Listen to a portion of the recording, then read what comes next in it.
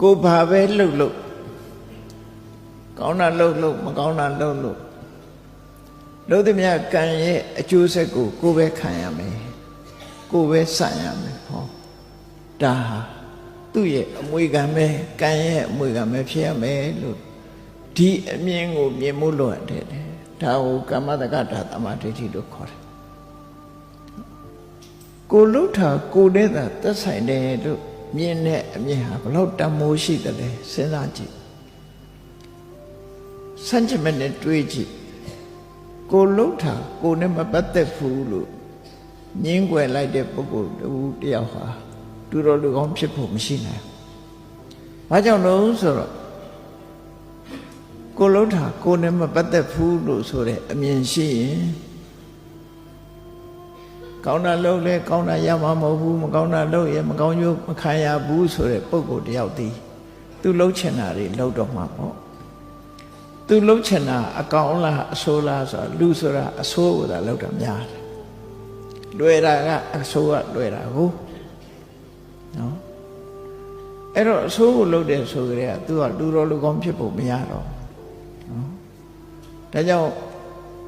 ကောင်းတာလုံးမှကောင်းကျိုးရတယ်မကောင်းတာလုပ်ရင်မကောင်းကျိုးရလိမ့်မယ်ဆိုတဲ့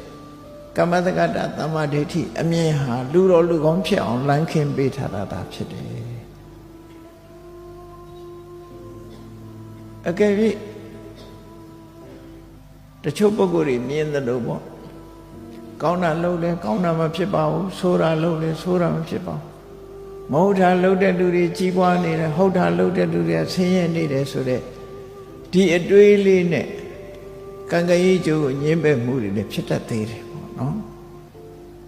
သို့တော့စဉ်းစားရမှာအခုတည်းပင်ဆိုင်ဒီနေ့ဆိုင်ဒီနေ့အပင်ပေါက်ပြီးတည်းသီးစားရပါမလားမစားရဘူး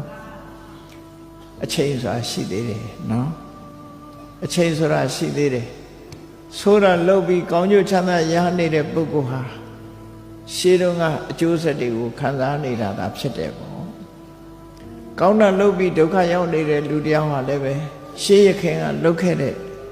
အကျိုးဆက်တွေကိုခံစားနေရခြင်းသာဖြစ်တယ်လို့ဒီလိုနားလည်ပြီးတာဖြစ်တယ်အဲ့ဒါလို့နားမလည်ဘူးဆိုလို့ရှိရင်ကံကံဤအကျိုးညှင်းပယ်တဲ့ပုဂ္ဂိုလ်ဖြစ်သွားနိုင်အဲ့တော့ကိုယ့်ဘဝကိုဆန်းစစ်ကြည့်